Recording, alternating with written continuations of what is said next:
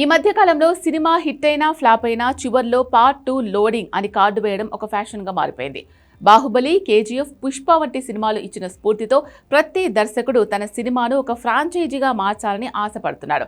కానీ అనౌన్స్మెంట్ల వరకు వచ్చిన జోష్ సినిమా రిజల్ట్ వచ్చాక కనపడలేదు. అలా భారీ హైప్ క్రియేట్ చేసి బాక్స్ ఆఫీస్ దెబ్బకి సైలెంట్ గా సైడ్ కు వెళ్లిపోయిన సీక్వెల్స్ లిస్ట్ ఇప్పుడు చాంతాడంత ఉంది.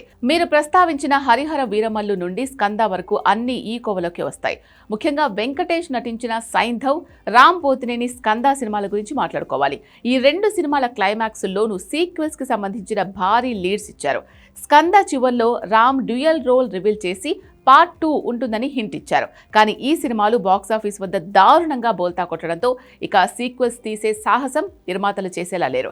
కథలో బలం లేనప్పుడు కేవలం సీక్వెల్ అనే కార్డు వేస్తే జనం థియేటర్స్ కు రారని ఈ ఫలితాలు స్పష్టం చేశాయి. దాంతో ఈ ప్రాజెక్టులు అనౌన్స్మెంట్ తోనే ఆగిపోయాయి. ఇక విశ్వక్ సేన్ దాస్ కా ధమ్కీ, రవితేజ రాజా ది గ్రేట్ వంటి సినిమాల పరిస్థితి కూడా ఇంతే.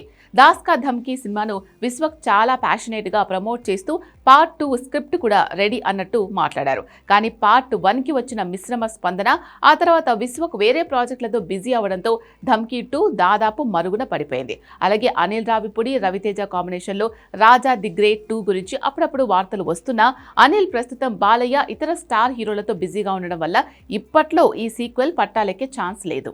అన్నింటికంటే ఆశ్చర్యకరమైన విషయం ఇండియన్ 3.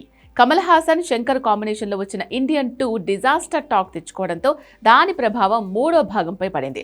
నిజానికి పార్ట్ 2, పార్ట్ 3 షూటింగ్ కలిపే చేశామని మేకర్స్ చెప్పారు. కానీ పార్ట్ 2 ఫలితం చూశాక పార్ట్ 3ని థియేటర్స్లో రిలీజ్ చేసే రిస్క్ ఎవరూ తీసుకోవట్లేదు. ఇది నేరుగా ఓటీటీలో వచ్చే అవకాశాలే ఎక్కువగా ఉన్నాయి. ఇక రవితేజ కిక్ 3 కూడా కేవలం దర్శకుడు సురేందర్ రెడ్డి, రవితేజల మాటలకే పరిమితమైంది తప్ప కార్యరూపం దాల్చేలా లేదు. పవన్ కళ్యాణ్ హరిహర వీరమల్లు విషయానికొస్తే ఇది పూర్తిగా వేరే కారణాలతో ఆగిపోయే పరిస్థితి ఉంది. ఇప్పటికే పార్ట్ 1 షూటింగ్ ఏళ్ల తరబడి సాగుతోంది.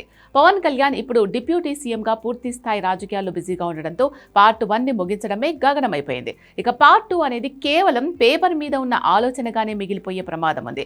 కింగ్డమ్ సీక్వెల్ కూడా ఆయా సినిమాల ఓపెనింగ్స్ రాకపోవడంతో సైలెంట్ గా క్యాన్సిల్ అయిపోయాయి. మొత్తంగా చూస్తే ఒక సినిమా కథ డిమాండ్ చేస్తే సీక్వెల్ తీయాలి తప్ప కేవలం మార్కెటింగ్ కోసం టు బి కంటిన్యూ అని వేస్తే ప్రేక్షకులు నమ్మే రోజులు పోయాయి. బాక్సాఫీస్ దగ్గర సినిమా సక్సెస్ అయితేనే నిర్మాతలకు సీక్వెల్ తీయాలన్న ఉత్సాహం ఉంటుంది. లేదంటే ఆ అనౌన్స్మెంట్లు కేవలం సోషల్ మీడియా ట్రోల్స్ కి కంటెంట్ గా మిగిలిపోతాయి. పైన చెప్పుకున్న సినిమాలన్నీ ఇందుకు పర్ఫెక్ట్ ఉదాహరణలు.